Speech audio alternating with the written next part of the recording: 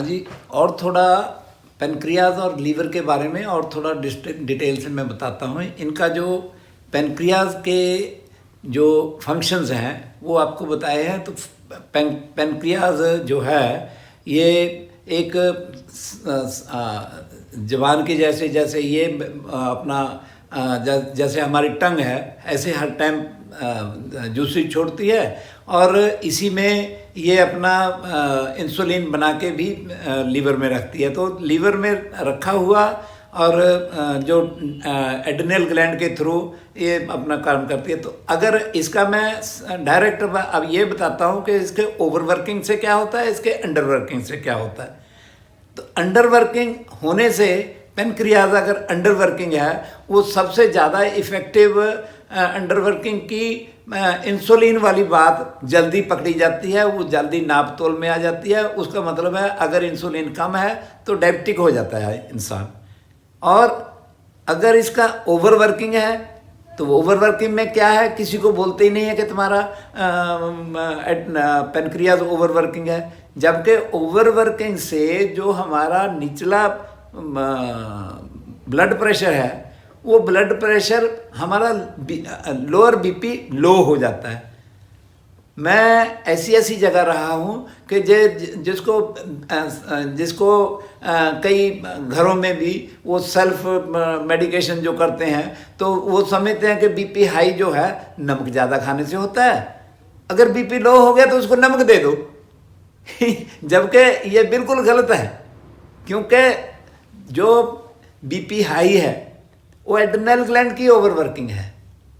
जो lower BP low है वो पेनक्रियाज की ओवरवर्किंग है। ओवरवर्किंग से पेनक्रियाज ग्लैंड की ओवरवर्किंग से इंसुलिन ज़्यादा बनी। इंसुलिन ज़्यादा बनने की वजह से उसका जो शुगर है वो डिज़ोल्व हो गया ज़्यादा, मतलब शुगर कम हो गया। शुगर कम हो जाने से लोअर बीपी लो होती है और उसी को मतलब उनको फटीग होती है और गिर जाते हैं, चक्कर आ जाता है। क्योंकि बीपी अगर लोअर बीपी ये होता है कि ज़्यादा लो हो जाने से चक्कर खा के गिर जाता है, उसका मतलब यही है कि उसका जो शुगर है वो ब्रेन को पूरा नहीं जा रहा, इसलिए उनका फिट पड़ जाता है, फिट भी पड़ सकते हैं और उनका चक्कर आके वो गिर जाते हैं। ये तो है बीपी लोअर बीपी लो होने का। और उसी में अब इसी के अंडर एड्रिनल ग्लैंड के अंडर ही जो लीवर और पेनक्रियाज, क्योंकि ये एड्रिनल ग्लैंड के सुपरविज़न के अंडर हैं और ये केमिकल प्लांट हैं लीवर और पेनक्रियाज।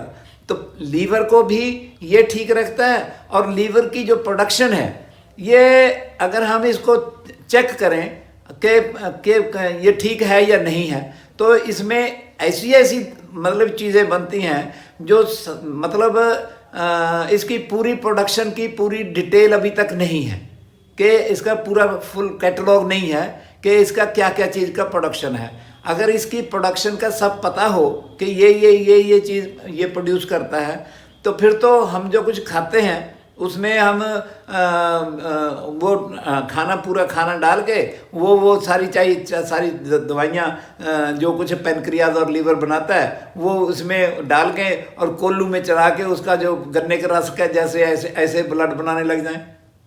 तो इसलिए नहीं बनता कि इसकी कंपोजिशन ही नहीं पता अभी तक कि ये क्या क्या चीज़ कितनी कितनी बनाता है जिससे ये उसको मिलाने से ये ब्लड बनता है। तो ये मालूम है कि इसका पेनक्रियाज और लीवर ठीक नहीं है, इसलिए ये एनेमिक है। तो एनेमिक है जो हर महीने खून लेना पड़ता है, जिसको जो कैंसर वाले भी हैं उनका खून नहीं बन रहा, और जो बच्चे भी ऐसे हैं जो एनेमिक है जिसको हर महीने में खून लेना पड़ता है। तो मतलब क्या है, उनका थ्योरी मतलब उनकी जो सिस्टम है वो ठीक नहीं है। सिस्टम में क्या क्या है, pituitary gland, adrenal gland, liver, pancreas, kidney, ये सारी चीज़ें ठीक हों तो उसको भूख भी लगेगी, थायराइड भी ठीक होना चाहिए, जितने इंडोक्राइन ग्लैंड हैं वो ठीक होने चाहिए, तब उसका खून बनेगा। अब खून बनेगा तो मतलब सारी चीज़ें अगर पूरी हैं तो किसी चीज़ की ज़रूरत ही नहीं। अच्छा, एक लीवर में सिर्फ हमारा जो लीवर है ये जितने भी ग्लैंड ऑर्गन्स हैं उनसे सबसे बड़ा है, साइज में सबसे बड़ा है। और सिर्फ एक लीवर ही ऐसा है कि ये अगर डैमेज हो जाए या ये खराब हो जाए, अंडर वर्किंग हो गया, तो सिर्फ लीवर ही ऐसा है कि कोई दवाई नहीं दो, 3 महीने में अपने से ठीक होता है। हमारा ठीक करने से भी हम तो कोई दवाई देते नहीं है, इसीलिए हमें पता है कि ये 3 महीने में तो हम दवाई नहीं भी दें और ट्रीटमेंट भी नहीं करें तो भी ठीक हो जाता है। तो जो बोलते हैं कि ये फलानी दवाई फलानी दवाई फलानी दवाई, केमिकल प्लांट में कौन सी दवाई डालेंगे जो वो केमिकल प्लांट ठीक होगा। सो ये चीज़ें हमारा इसलिए ये नहीं सोचना चाहिए कि हम इसके लिए कुछ नहीं करते, हम करते हैं सब कुछ। ये इनकी जो ओवरवर्किंग और अंडरवर्किंग है पेनक्रियाज के लिए, T7 अगर अंदर चले गई, मतलब उसका सिंपैथेटिक नर्वस सिस्टम इफेक्ट हो गया, तो उसका पेनक्रियाज की अंडरवर्किंग हो जाएगी। अंडरवर्किंग हो गई मतलब उसका इंसुलिन कम बनने लग गई तो उसको डायबिटीज़ हो जाएगी। अगर T7 बाहर निकला मीन्स उसका पैरासिम्पैथेटिक अगर उसका इफेक्ट हो गया ना, सिंपैथेटिक इफेक्ट हो गया, तो समझ लो उसका ओवरवर्किंग हो गया, उसका लोअर बीपी लो हो जाएगा। तो ये जो उसी तरह जो लीवर है ये T4 और 5 से कंट्रोल होता है, उसका सिंपैथेटिक पैरासिम्पैथेटिक से ठीक करके उसका प्रोडक्शन नॉर्मल होता है। बाकी जो इसका सुपरवाइज़र है वो भी ठीक होना चाहिए, इनका केमिकल बॉस है वो भी ठीक होना चाहिए, सारा ठीक है तो दोनों ठीक हैं, उसमें कोई इनकी कोई प्रॉब्लम आती नहीं है। तो डॉक्टर साहब, आप जैसे पहले भी चर्चा कर रहे थे कि 3 तरह की डायबिटीज़ होती हैं, अलग अलग ग्लैंड्स एंड ऑर्गन्स के ठीक रहने से या ख़राब होने से, अंडर वर्किंग या ओवर वर्किंग से, आप उसके ऊपर थोड़ा सा बता सकते हैं? हाँ, ये ऐसा है कि जो पेनक्रियाज है ये जो हमारे पेनक्रियाज से समझते हैं कि हमारा पेनक्रियाज से ही डायबिटीज़ होती है, वो डायबिटीज़ जो है ये 3 तरह की होती है।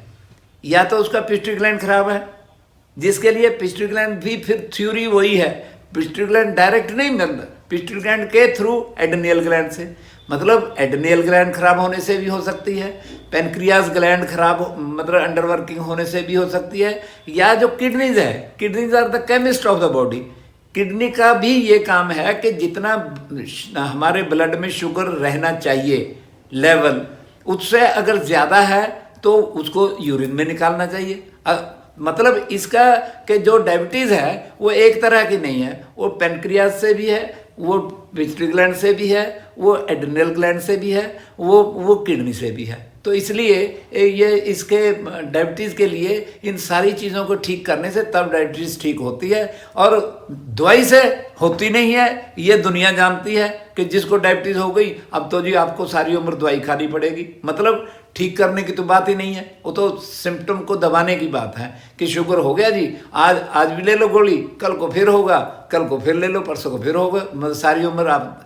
लेकिन उसमें और कितने किस्म की, एक डायबिटिक को पहले तो सिर्फ गोली लगाए, उसके बाद में उसका अब ये भी हो गया जी, उसका अब ये भी हो गया, उसको ये बीमारी भी होगी, ये बीमारी भी हो गई, वो अनगिनत बीमारियां आगे से आगे लगती रहती हैं, क्योंकि जो सारा हमारा सिस्टम है none can do anything alone, वो उसके सारे के सिस्टम के साथ ही मतलब हर ग्लैंड ऑर्गन काम करता है, तब हम नॉर्मल रहते हैं।